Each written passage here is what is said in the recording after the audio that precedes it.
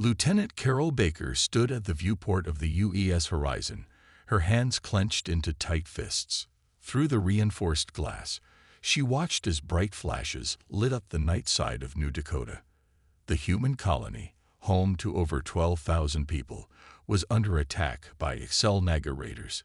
Carol could barely breathe as she turned to face Captain Rivera. "Sir, we need to move now. Those are civilian settlements being hit," she said, struggling to keep her voice steady. Captain Rivera nodded grimly. "Communications, hail the Concorde vessels again." The young communications officer shook his head. "Still getting the same response, sir. The Concorde command vessel, Eternal Vigilance, is ordering all human ships to stand down. They say they have the situation under control." Carol stepped forward. "They've been saying that for 43 minutes. At this rate, there won't be anyone left to save." Through the viewport, 3 Concorde warships hung in orbit, their weapons silent, their engines cold. Each one was at least 3 times the size of the horizon, equipped with technology that could end the raid in minutes. Yet they did nothing. Captain Rivera's face darkened. "Lieutenant Baker, record everything.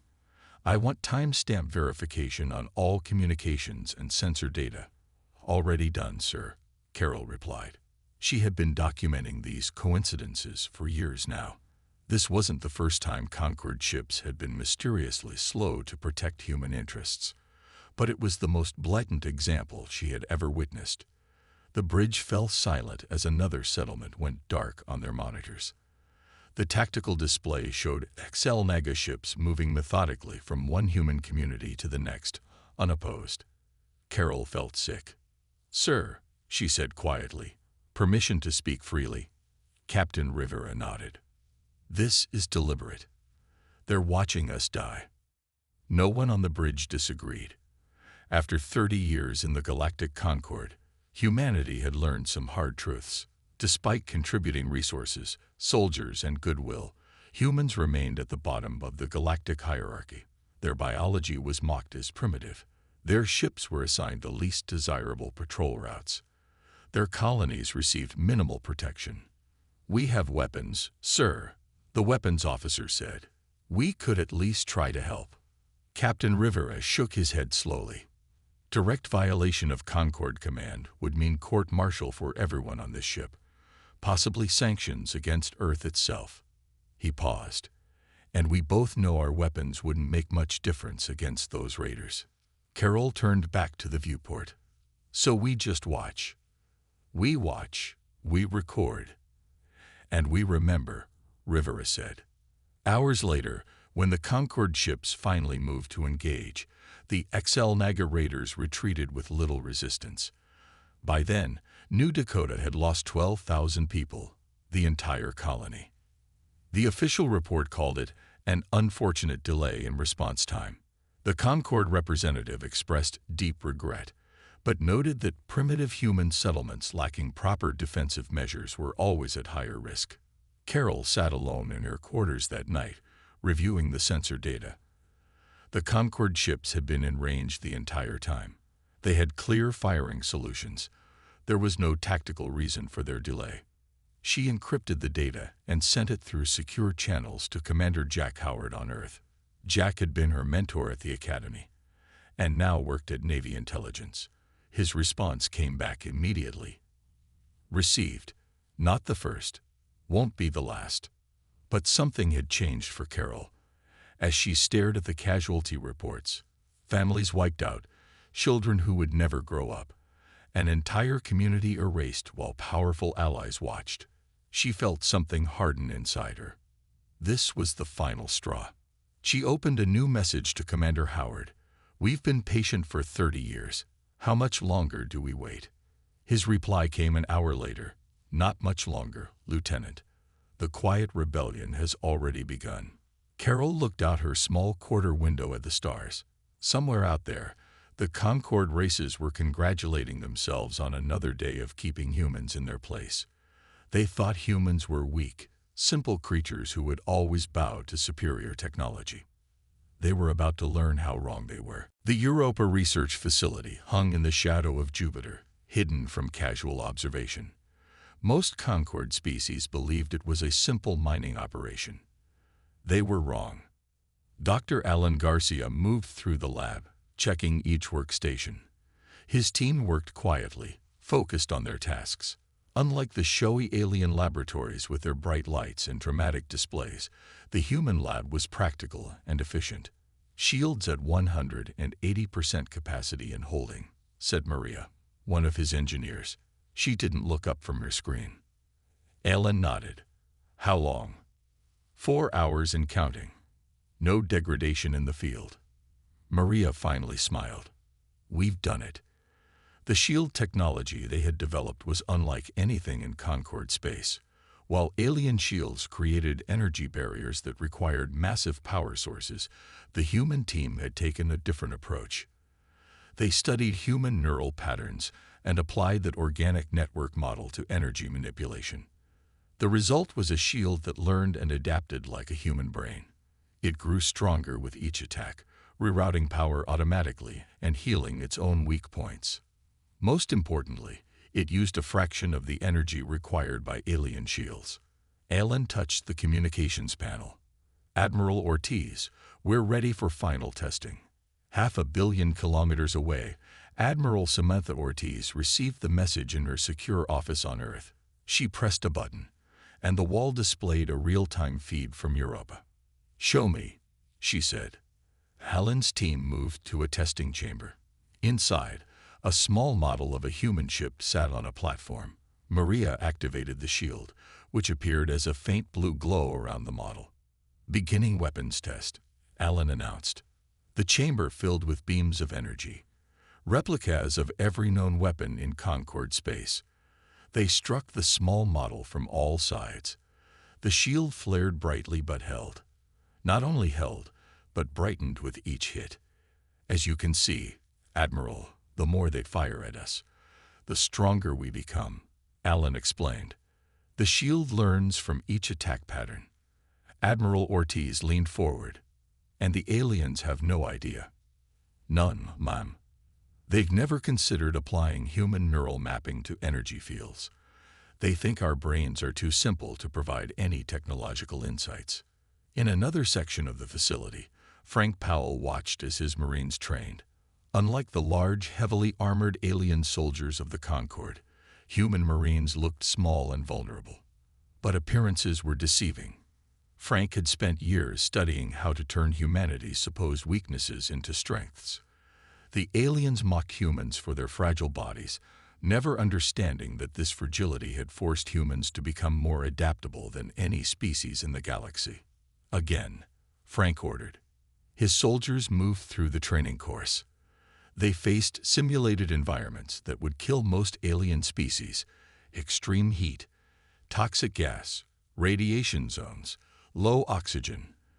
The human soldiers pushed through it all. "Humans can adapt to almost any environment," Frank explained to a new recruit. "We can endure pain that would drive aliens insane. We can go without sleep for days. Our bodies might seem weak, but we can take punishment that would break them." The recruit nodded. "Why don't they know this about us?" "Because we've never shown them," Frank said. "Humans have always been careful to appear weaker than we are. It's a survival tactic as old as our species." Back in the main lab, Alan reviewed final test results with Admiral Ortiz. "How soon can we deploy to the fleet?" she asked. "We can begin equipment upgrades immediately. Within 3 months, every human ship can have the new shields." Ortiz nodded. "Do it quietly. The Concord still believes we're dependent on their technology. That misconception is our greatest advantage." As the call ended, Alan walked to the viewport and looked out at Jupiter. For 30 years, humans had been gathering data, learning alien weaknesses, and developing counters to their technology, all while appearing to be harmless, technology-dependent newcomers. The aliens thought of humans as children playing with borrowed tools. They would soon discover that humans had been paying attention all along, quietly building something the galaxy had never seen before. The day of revelation was coming. Agent Lisa Mitchell looked like any other maintenance worker on Proxima Station. She wore the same gray uniform and carried the same toolkit. The Concord aliens barely noticed her as she moved through the corridors. Humans were good at looking unimportant. The Concord Central Database was housed in the heart of Proxima Station. It contained all the information that kept the galactic government running. Security was tight, but it had one weakness. It was designed to stop people from stealing data, not from adding it. Lisa paused at a junction, checking her watch. 3 minutes until the security patrol passed by. She had timed their routines for weeks. Her earpiece buzzed softly. "Team 2 in position," came a whisper. "Understood," she replied quietly. "Beginning Phase 1. When the guards passed, Lisa slipped into a maintenance tunnel. These narrow passages were made for the small-bodied Verlax engineers, but humans were just the right size too. Another advantage the aliens had overlooked. She reached a service panel and connected her tools. While it looked like she was doing routine work, she was actually uploading carefully crafted data packets into the Concord system. The information she planted was subtle but powerful. It suggested that several of the leading Concord species were secretly planning to leave the Alliance. The evidence was small financial movements, private communications, unusual fleet movements, but put together, it painted a picture of impending betrayal. None of it was true.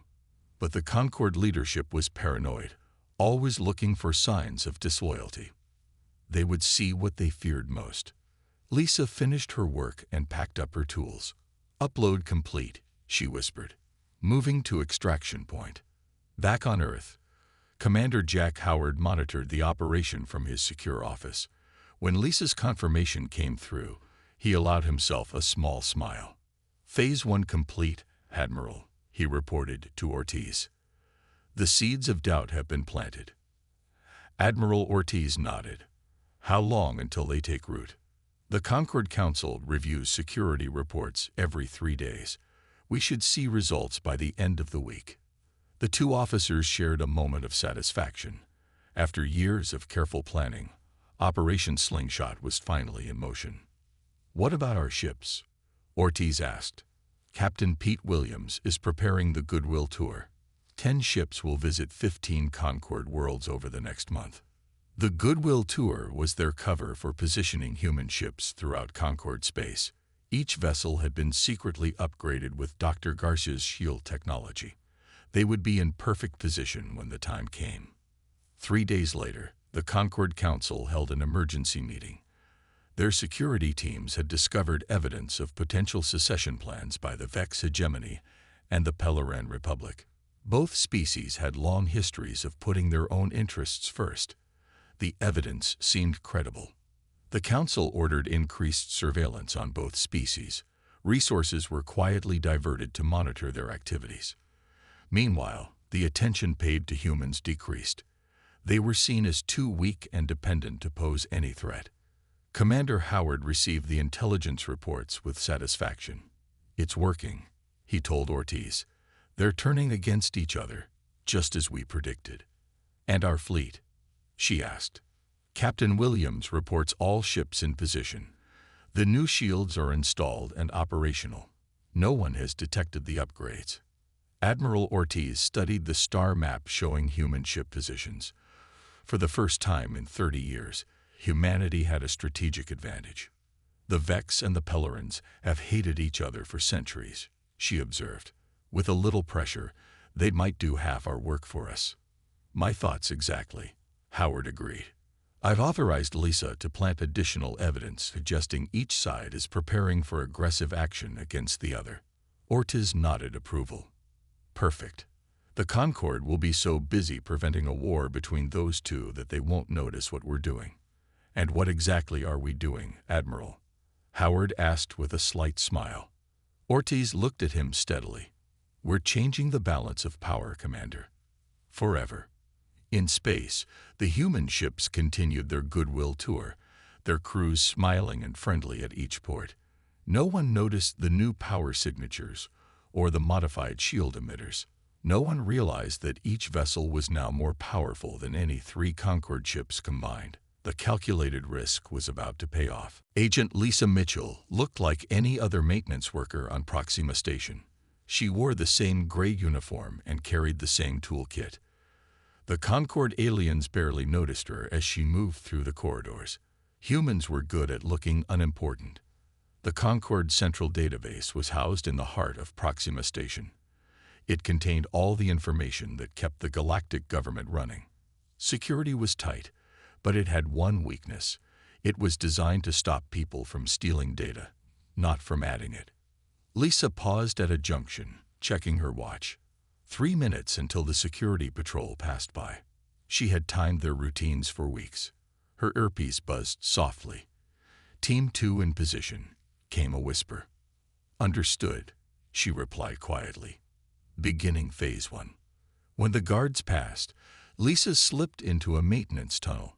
These narrow passages were made for the small-bodied Verlax engineers, but humans were just the right size too. Another advantage the aliens had overlooked. She reached a service panel and connected her tools. While it looked like she was doing routine work, she was actually uploading carefully crafted data packets into the Concord system. The information she planted was subtle but powerful. It suggested that several of the leading Concord species were secretly planning to leave the Alliance. The evidence was small financial movements, private communications, unusual fleet movements, but put together, it painted a picture of impending betrayal. None of it was true, but the Concord leadership was paranoid, always looking for signs of disloyalty. They would see what they feared most. Lisa finished her work and packed up her tools. "Upload complete," she whispered, moving to extraction point. Back on Earth, Commander Jack Howard monitored the operation from his secure office. When Lisa's confirmation came through, he allowed himself a small smile. "Phase 1 complete, Admiral," he reported to Ortiz. "The seeds of doubt have been planted." Admiral Ortiz nodded. "How long until they take root?" "The Concord Council reviews security reports every 3 days. We should see results by the end of the week." The two officers shared a moment of satisfaction. After years of careful planning, Operation Slingshot was finally in motion. "What about our ships?" Ortiz asked. "Captain Pete Williams is preparing the Goodwill Tour. 10 ships will visit 15 Concord worlds over the next month." The Goodwill Tour was their cover for positioning human ships throughout Concord space. Each vessel had been secretly upgraded with Dr. Garcia's shield technology. They would be in perfect position when the time came. 3 days later, the Concord Council held an emergency meeting. Their security teams had discovered evidence of potential secession plans by the Vex hegemony and the Pelleran Republic. Both species had long histories of putting their own interests first. The evidence seemed credible. The Council ordered increased surveillance on both species. Resources were quietly diverted to monitor their activities.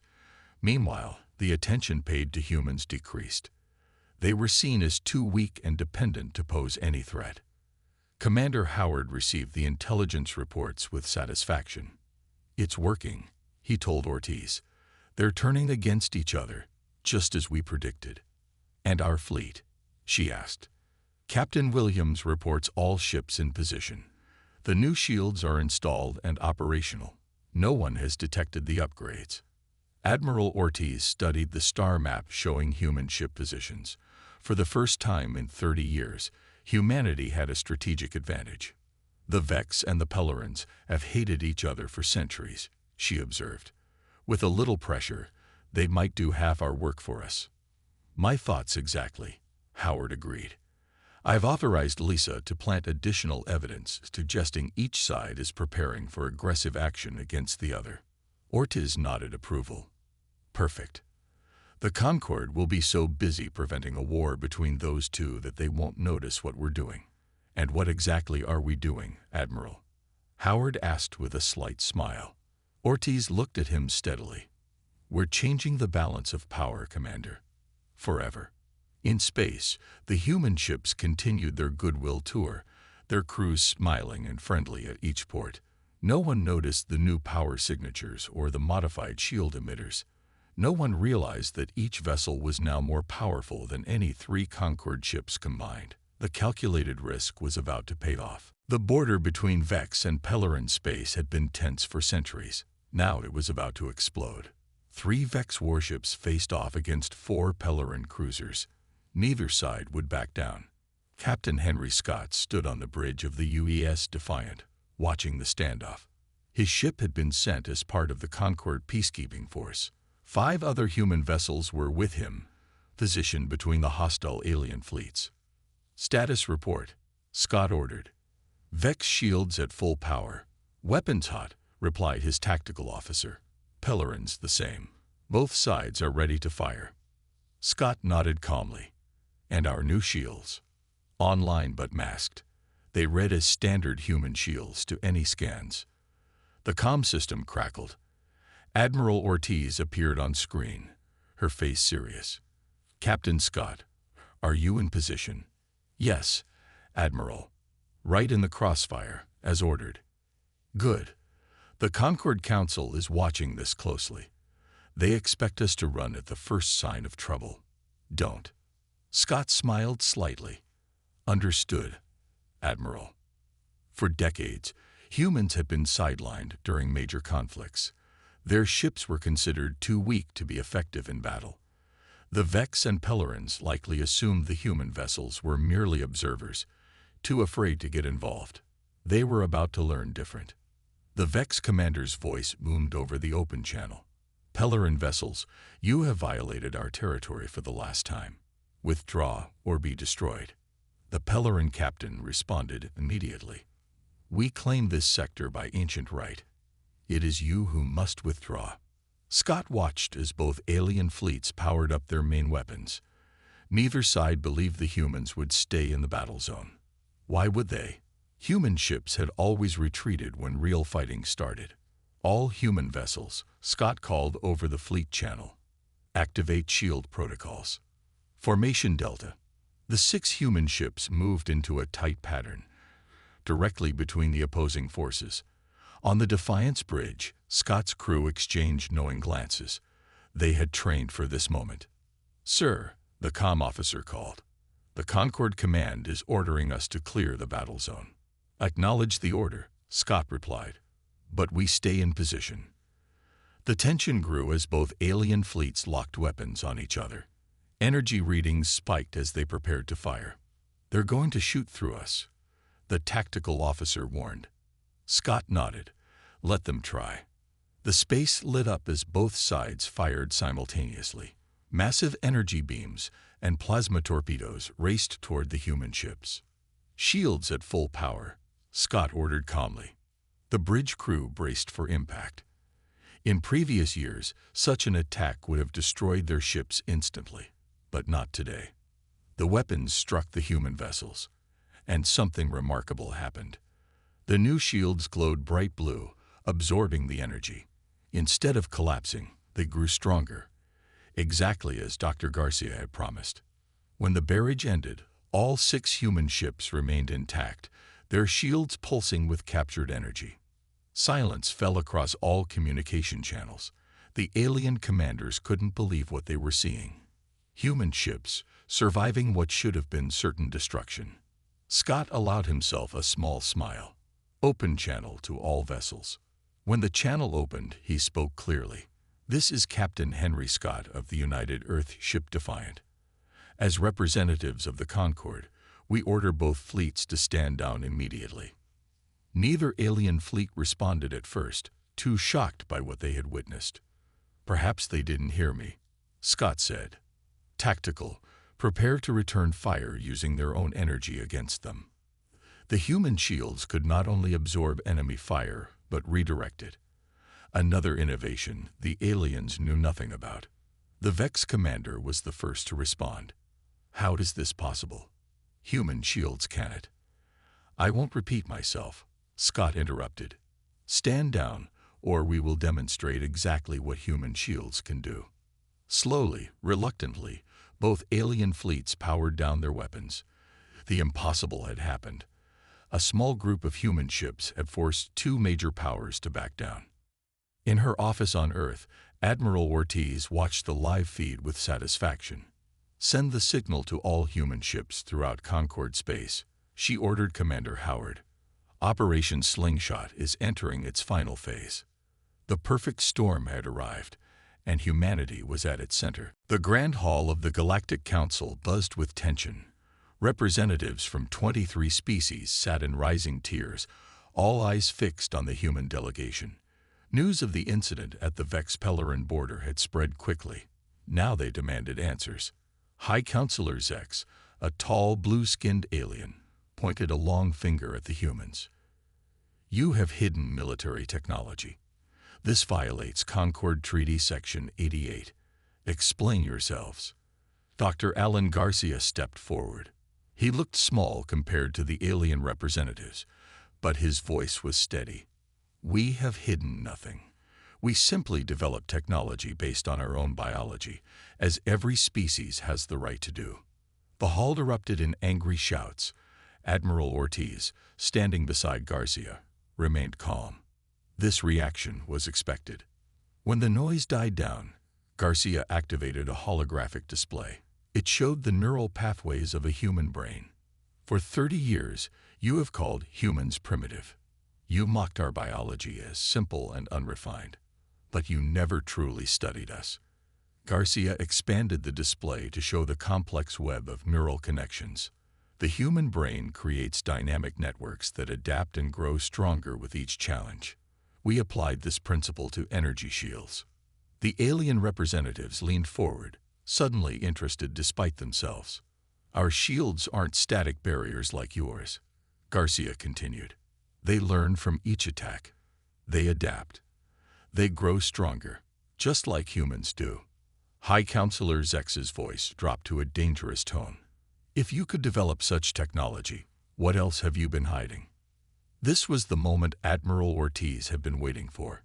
She nodded to Agent Lisa Mitchell, who stood at a console nearby.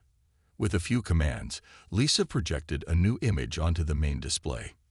The image showed decades of human diplomatic concessions, resource allocations, and military support to the Concord. But alongside this history, it revealed a pattern that none of the aliens had noticed. Each seeming human weakness had positioned them in critical infrastructure, key supply lines, and strategic locations throughout Concord space. "We hid in plain sight," Ortiz explained. "When you demanded we provide troops for your wars, we placed our soldiers in positions to learn your tactics. When you insisted we handle low-level maintenance jobs, we gained access to your most sensitive systems. When you relegated our ships to minor patrol routes, we mapped every corner of Concord space." The council chamber fell completely silent. The implications were sinking in. "But why?" asked a Pellerin representative. "If you had this capability, why wait 30 years to reveal it?" Carol Baker, now wearing a captain's uniform, stepped forward. "Because humans understand patience. We wanted to be sure." She activated her own display, showing the attack on New Dakota Colony. The images were stark and heartbreaking. Thousands of humans killed while Concord ships watched. "We waited to see if you would ever treat us as equals," Carol said quietly. "We gave you 30 years to prove that the Concord truly stood for cooperation and mutual respect. You failed that test."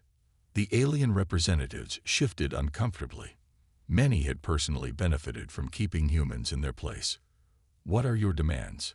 High Counselor Zex finally asked. "Do you plan to take control of the Concord by force?" Admiral Ortiz shook her head. "If we wanted that, we would have done it already." She stepped to the center of the chamber, her gaze sweeping across the assembled representatives. "We don't want to rule you. We want what we've always wanted, to be treated as equals, to have our colonies protected like everyone else's, to have our innovations respected." She paused, letting her words sink in. As we speak, human ships throughout Concord space are revealing their true capabilities, not as a threat, but as a demonstration. The old power structure, based on who had the most advanced technology, is over. The Vex representative stood up suddenly. "You deceived us all." Lisa Mitchell smiled slightly. We learned from the best. After all, wasn't it the Vex who taught the Concord that appearing weak when you are strong is the greatest advantage? The Vex representative sat down, unable to argue with his own species' famous philosophy being turned against him. Admiral Ortiz looked at the council once more. The time for decisions has come. Will you accept a new Concord based on true equality, or will you force us to demonstrate just how patient and thorough humans can be when pushed too far? The revelation had begun. Now the galaxy would have to choose. 3 days after the revelation at the Galactic Council, Admiral Ortiz sat in her office reviewing reports. The Concord was in chaos. Some species called for war against humans. Others suggested new alliances. A few even proposed making humans the new leaders of the Concord. None of these options was what Ortiz wanted. A soft chime announced Commander Howard's arrival. He entered carrying a data tablet. "The Council has asked for our terms," he said, handing her the tablet. "They've agreed to a special session tomorrow." Ortiz nodded. "And the XL-Naga?" "Still denying any wrongdoing at New Dakota. They claimed the footage was altered." Ortiz's face hardened. The XL-Naga had been the worst offenders in the mistreatment of humans. They had attacked human colonies repeatedly over the years, always with weak excuses. New Dakota had been their most recent and most brutal attack. "Prepare the evidence package. All of it," she ordered. "And inform Captain Baker that her ship will be escorting the XL-Naga representatives to the special session." Howard raised an eyebrow. "Is that wise?" "Given her personal connection to New Dakota." "It's necessary," Ortiz replied. "The XL-Naga need to understand exactly who they're dealing with." The next day, representatives from all Concord species gathered again in the Grand Hall. This time, the humans were not seated at the bottom tier, but at the central speaking position. Admiral Ortiz stood before them, her uniform crisp and formal. Behind her stood a line of human officers, including Captain Baker, Dr. Garcia, and Agent Mitchell. "The Human Federation does not seek to overthrow the Concord," Ortiz began. "We believe in its founding principle, that diverse species can achieve more together than apart, but the current structure has failed." She activated a holographic display showing her proposed reforms. A new charter that guaranteed equal rights for all member species, technology sharing programs, joint defense protocols that would ensure all colonies received protection, not just those of powerful species. "Power in the Concord will no longer be based on technological advancement," she continued. "It will be based on contribution, cooperation, and commitment to our shared future." Many representatives nodded. After the shock of human revelations, these terms seemed remarkably reasonable. But then Ortiz turned to face the XL-Naga delegation. "However, before we move forward, justice must be served for past crimes." The main screen displayed the attack on New Dakota in brutal detail. The evidence was overwhelming. XL-Naga ships specifically targeting civilian areas. Concord vessels deliberately delaying their response. Communication logs showing the XL-Naga had planned the attack weeks in advance. "The XL-Naga government has two choices," Ortiz stated. "Submit those responsible for trial under Concord law, or face a specialized human battle fleet." The lead XL-Naga representative stood, his scaled skin flushing with anger. "You dare threaten us? We were navigating the stars when your species was still climbing trees." Captain Baker stepped forward. "Yes, and in all that time, you never learned the most important lesson. Don't pick fights you can't win." The XL-Naga representative hissed. "We choose neither option. We withdraw from this corrupt Concord. Our fleet will depart immediately." As if on cue, reports came in that the massive XL-Naga battle fleet was powering up, preparing to leave orbit around Proxima Station. Admiral Ortiz nodded to Captain Baker. "You have authorization." Baker touched her communicator. "UES Horizon. Execute Operation Justice." Outside the station, 12 human ships that had been scattered throughout the system suddenly activated their advanced drives. They converged on the XL-Naga fleet with impossible speed.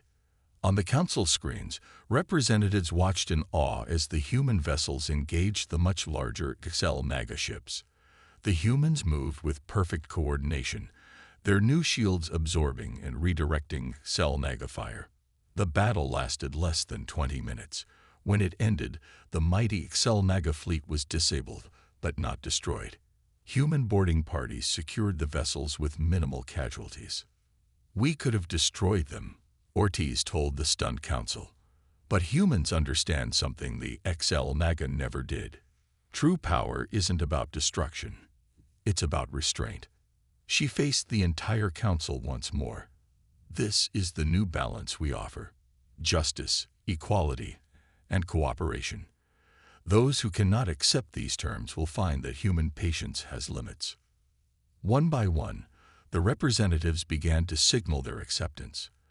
A new era had begun. 1 year later, Captain Carol Baker stood on the bridge of the UES Horizon as it approached the gleaming space station, where the new Concorde charter would be signed. The ship's viewports framed the magnificent structure, with hundreds of vessels from all member species gathered around it. "Quite a different welcome than we used to get," remarked her first officer. Carol nodded. Gone were the days when human ships were directed to the least desirable docking bays and kept waiting for hours.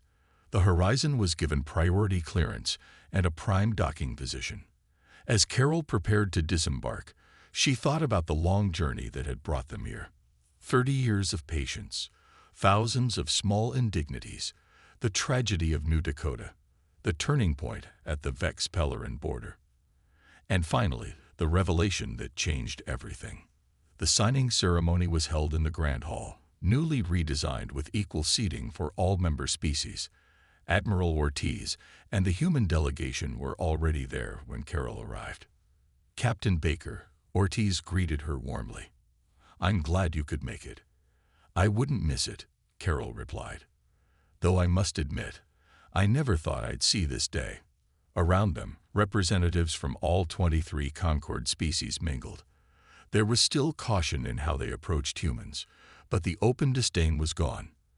In its place was something new: respect. High Counselor Zex, who had once been among the most dismissive of humans, now approached them with a formal bow. "Admiral Ortiz, Captain Baker," he said, "the ceremony will begin shortly. As agreed, Earth will be the first to sign the new charter." Ortiz nodded. "And the XL MAGA representatives?" "They arrived under escort," Zex replied. "The war crimes trials will begin next month." Carol felt a weight lift from her shoulders. Justice for New Dakota had been a long time coming, but it was finally here. As the ceremony began, Dr. Alan Garcia joined them. His work on shield technology had earned him legendary status throughout the Concorde. Now, alien scientists eagerly collaborated with him on new projects. "The Pellerin research team has made an interesting discovery," he told Ortiz quietly. "They found that their crystal technology works remarkably well with our neural network approach. We might see ships with twice the current shield capacity within a year." Ortiz smiled. "That's what we always wanted, true cooperation. Everyone contributing their strengths." When it was time for Earth to sign, Admiral Ortiz stepped forward. The charter before her was not just a document, but a symbol of everything humans had fought for. 1 year ago, she said to the assembled representatives, humanity revealed its true strength. We could have used that moment to dominate or withdraw. Instead, we chose a third path: reform. She looked around the room, making eye contact with representatives from each species. The new Concorde isn't built on who has the best weapons or the most advanced technology. It's built on mutual respect and the understanding that diversity makes us stronger. She signed the document with a steady hand. One by one, representatives from other species followed. Later, at the reception, Carol found herself standing next to a young Vex diplomat. He studied her with open curiosity.